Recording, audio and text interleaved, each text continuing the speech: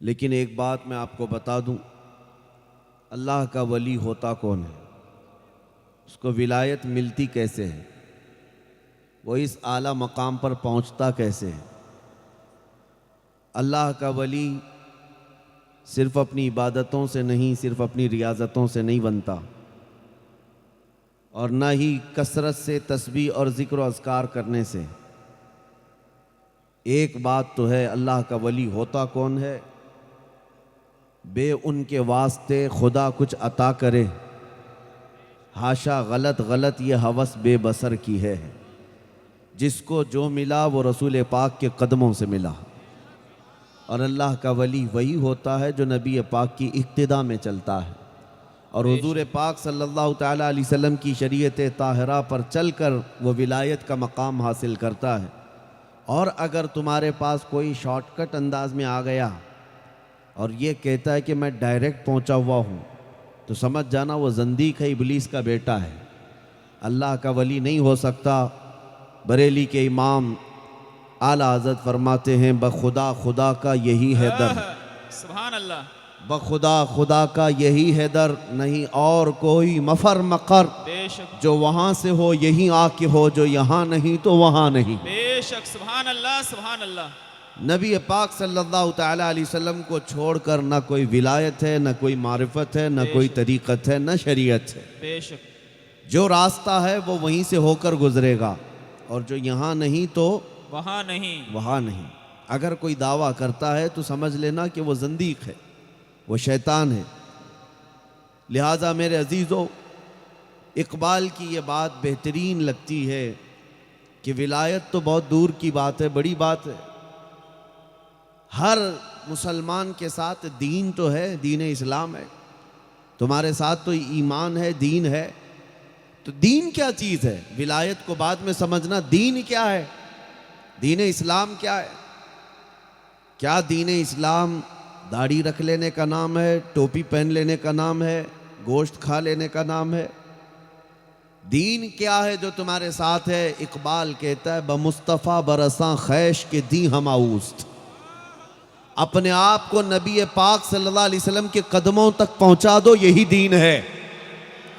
گر بہو نہ رسیدی تمام بو لہبیست، اور اگر تم وہاں تک نہیں پہنچ سکے تو زندگی ابو لہب کی طرح ہے۔ بے شک بے شک۔ اب سمجھ میں آئی بات؟ دین کس کو کہتے ہیں؟ ان کے قدموں تک پہنچ جانا یہی دین ہے، اور صحابہ اس راز کو سمجھ چکے تھے، اولیاء کاملین اس بات تک پہنچ چکے تھے کہ جو نبی پاک صلی اللہ تعالیٰ علیہ وسلم تک پہنچ گیا وہی دین ہے۔ آج بہت سارے اس طرح کے فرقے جماعتیں آنے لگ گئیں جو تمہارے اندر سے عشق مصطفیٰ، محبت مصطفیٰ کا کاجل چرانے بیٹھی ہیں، جس کو اعلیٰ حضرت نے فرمایا تھا، آنکھ سے کاجل صاف چرا لے، یہاں وہ چور بلا کے ہیں، تیری گٹھری تاکی ہے اور تو نے نیند نکالی ہے، سونا جنگل رات اندھیری چھائی بدلی کالی ہے، سونے والوں جاگتے رہیو چوروں کی رکھوالی ہے۔ یہ کس کے لیے فرمایا؟ ان ایمان والوں کے لیے جن کے سینوں میں میرے آقا کی محبت ہے، جو دین اصل حضور پاک کی محبت کو سمجھتے ہیں۔ اولیاء کی عظمت سمجھنا ہو تو پہلے یہ نقطہ سمجھنا ہوگا، محمد عربی صلی اللہ تعالیٰ علیہ وسلم کی محبت دین حق کی شرط اول ہے۔ اسی میں ہو اگر خامی تو سب کچھ نامکمل ہے، اسی میں ہو اگر خامی تو سب کچھ نامکمل ہے۔ صحابہ کا دین میں آپ کو بتاتا ہوں، صحابہ کا دین ظاہر سی بات ہے سب سے پیور دین، پیوریٹی والا خالص دین 14 صدیوں میں کسی کا ہوگا تو صحابہ کا ہوگا، بے شک، کیونکہ انہوں نے اپنی آنکھوں سے حضور کو دیکھا ہے اور ڈائریکٹ فیض مصطفیٰ حاصل کیا ہے، اور وہاں کے منہل سے انہوں نے شراب محبت پیا ہے۔ سبحان اللہ سبحان اللہ۔ صحابہ کا دین کیا تھا؟ آج تمہیں یہ بات میں بتا دوں، نبی کریم صلی اللہ تعالیٰ علیہ وسلم نے ایک صحابی کو بلایا، وہ نماز پڑھ رہے تھے، تو وہ نماز اپنی کنٹینیو کرتے رہے۔ حضور اکرم صلی اللہ علیہ وسلم نے دوبارہ بلایا، وہ اپنی نماز کنٹینیو کرتے رہے۔ اس کے بعد تیسری مرتبہ میرے آقا صلی اللہ علیہ وسلم نے آواز دی، وہ اپنی نماز کمپلیٹ کر کے سلام پھیر کر کے اٹھ کر کے تیزی سے آئے، بارگاہ مصطفیٰ صلی اللہ تعالیٰ علیہ وسلم میں عرض کیا، حضور آپ نے مجھے بلایا؟ رسول رحمت صلی اللہ تعالیٰ علیہ وسلم نے ارشاد فرمایا میں تو کافی دیر پہلے تمہیں بلایا تھا، تم اب آ رہے ہو؟ اس صحابی نے عرض کیا آقا میں نماز میں تھا، میں نماز پڑھ رہا تھا۔ توجہ، دین کیا ہے؟ نبی کریم صلی اللہ تعالیٰ علیہ وسلم نے فرمایا نماز پڑھ رہے تھے تو کیا اللہ کا یہ حکم قرآن میں تم نے نہیں سنا؟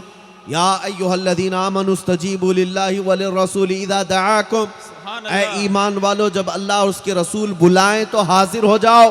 اس صحابی نے پوچھا آقا کیا نماز کی حالت میں بھی آپ بلائیں تو آ جاؤں؟ میرے آقا نے فرمایا ہاں، اگر تمہاری ایک رکعت ہوئی تھی اور رسول نے بلایا تو اسی وقت نماز چھوڑ کر آتے، رسول بازار بھیجتے، سامان خرید کر کے لاتے، لوگوں سے ملاقات کرتے، گھنٹہ گزر جاتا، اس کے بعد پھر تم آتے تو تمہاری نماز باطل نہیں، جہاں سے چھوڑے تھے وہیں سے نماز کمپلیٹ کر سکتے۔ سبحان اللہ، سبحان اللہ، تمہارا یہ آنا جانا، تمہارا یہ بازار میں گھومنا، لوگوں سے ملنا بھی ضائع نہیں کیا جائے گا، اس کو بھی نماز میں شمار کیا جائے گا۔ بے شک۔ کیوں؟ اس لیے کہ تم دنیا کے کاموں میں نہیں تھے، رسول کی اطاعت میں تھے۔ سبحان اللہ، سبحان دین اللہ، یہی ہے، من یطع الرسول، جس نے رسول کی اطاعت کی اس نے اللہ کی اطاعت کی۔ بے شک، سبحان اللہ، اور ولی وہی ہوتا ہے جو حضور پاک صلی اللہ تعالیٰ علیہ وسلم کی محبت حاصل کر لیتا ہے بے شک، اور اس شریعت کو چھوڑ کر جو شارٹ کٹ جاتا ہے وہ شیطان کے راستے پر چل پڑتا ہے۔ غوث پاک رضی اللہ تعالیٰ عنہ، سلطان الاولیاء، پیر پیراں، میر میراں، سیدی عبد القادر جیلانی، غوث العظم بغدادی رضی اللہ تعالیٰ عنہ، آپ کے حوالے سے میں آپ کو ایک بات بتا دوں۔ آپ کے زمانے میں دریائے دجلہ کے کنارے ایک بزرگ آئے تھے، وہ نماز پڑھ رہے تھے اور لوگ ان کے پاس ملنے کے لیے آنے لگ گئے۔ وہ اللہ کے ولی پابند تھے، ذکر و اذکار میں پورا دن گزرتا تھا، روزے میں رہتے، رات کو بھی عبادت کرتے تھے، ریت میں جو دریائے دجلہ کے کنارے بالو وہاں نماز پڑھتے تھے۔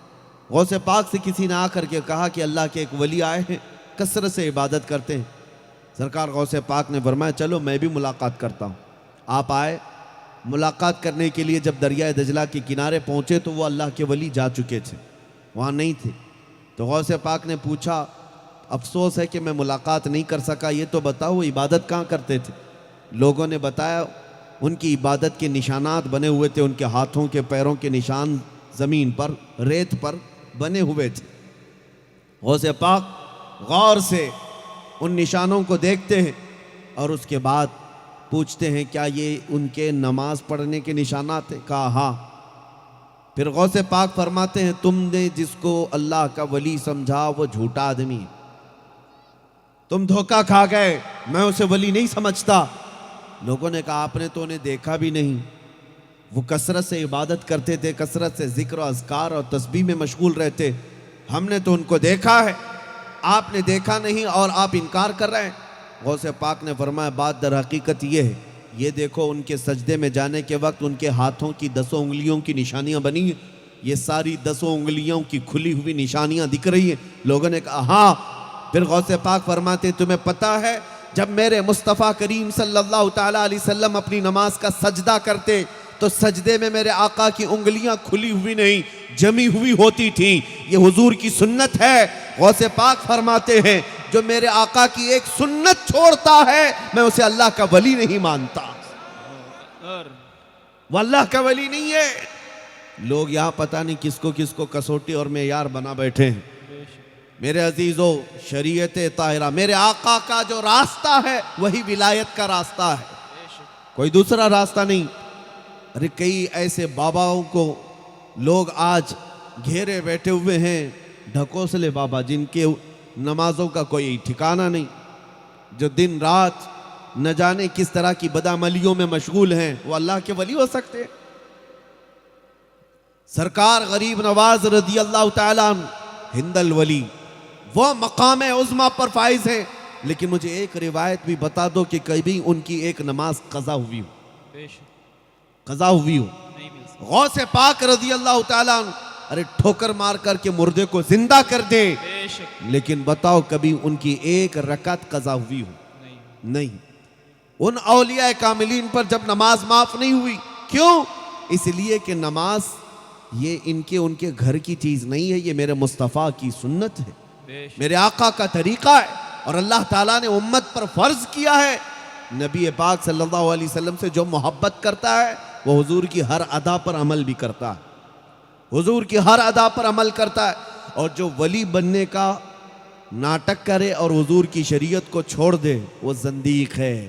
فقہاء کرام نے فرمایا وہ ابلیس کا بیٹا ہے جو تمہارا ایمان غارت کر دے گا, ایمان اکارت کر دے گا.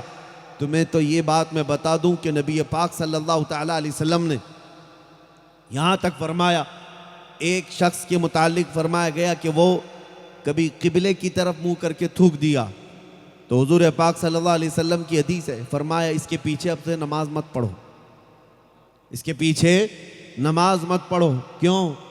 جو قبلے کا احترام نہ کر سکا وہ لوگوں کا امام نہیں بن سکتا, اور جو نبی پاک صلی اللہ تعالیٰ علیہ وسلم کی شریعت کا لحاظ نہیں کرتا وہ اللہ کا ولی کیسے ہو سکتا ہے؟ اللہ کا ولی نہیں ہوگا. اسی لیے ایک بات یاد رکھو, سرکار جنید بغدادی رضی اللہ تعالیٰ عنہ کے پاس, یہ سید الطائفہ ہیں, غوث پاک کے دادا مرشد ہیں, غوث پاک سے بھی 100 سال پہلے کے ہیں.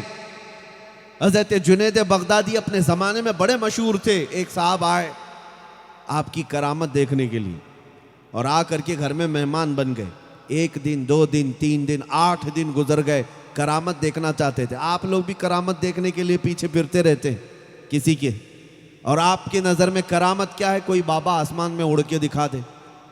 کرامت آپ یہ سمجھتے ہیں ادھر ٹھوکر مار کر کے سونے کا سکہ نکال کر دکھا دے.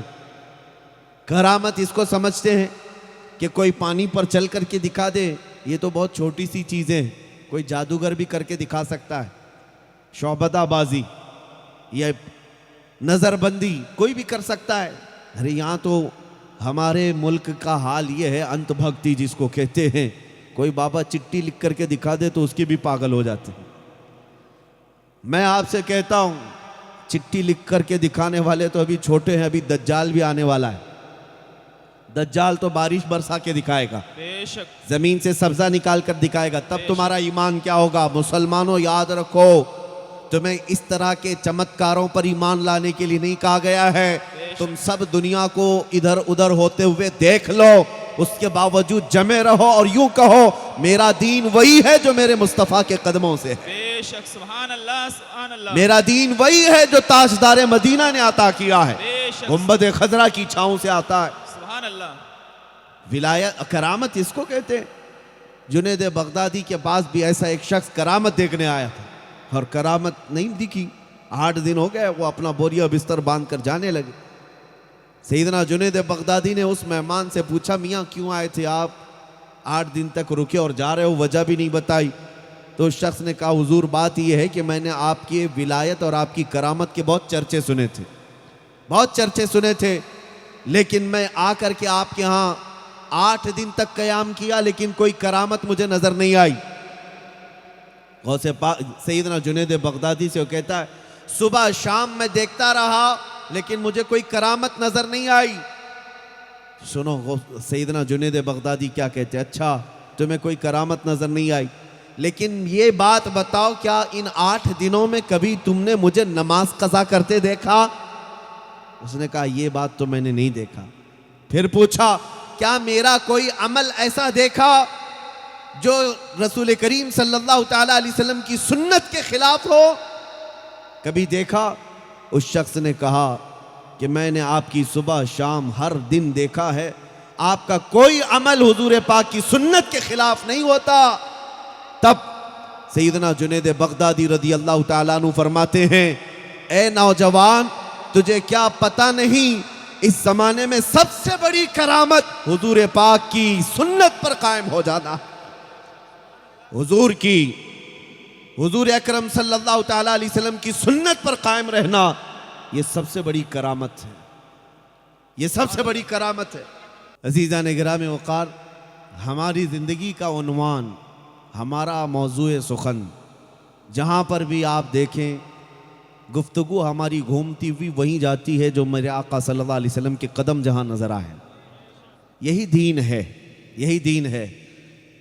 ولایت یہ اب ایک مقام ہے, لیکن بہت سارے لوگ آج یہ سمجھ بیٹھے ہیں کہ صرف اور صرف طریقت کی باتیں کرنے کا نام ولایت ہے، تصوف کی باتیں کرنے کا نام ولایت ہے۔ ولایت بغیر میرے مصطفیٰ کی محبت کے حاصل ہو ہی نہیں سکتی۔ بے ان کے واسطے خدا کچھ عطا کرے، حاشا غلط یہ ہوس بے بصر کی ہے۔ بے شک۔ آپ کو پتہ ہے ہندوستان کا سب سے بڑا ولی اور جس کو ہم ہندل ولی کہتے ہیں، وہ ہم سب کا راجا ہے، ہم سب کا آقا و مولا ہے، لیکن پتہ ہے یہ سرکار غریب نواز معین الدین حسن چشتی جیسی نعمت ہندوستان کو ملی ہے تو کہیں کسی زمین سے نہیں، یہ مدینے کے تاجدار سے عطا کی گئی ہے۔ سبحان کیا آپ اللہ، کو نہیں سبحان پتا کہ غریب نواز کا لقب عطا رسول ہے؟ عطا رسول ہے، وہ رسول کی عطا ہے۔ اسی لیے میں کہتا ہوں سب سے بڑا مقام بھی ولایت کا جو ہوتا ہے وہ بارگاہ مصطفیٰ سے ہی ملتا، نبی پاک صلی اللہ تعالیٰ علیہ وسلم کی بارگاہ سے ہی ملتا ہے۔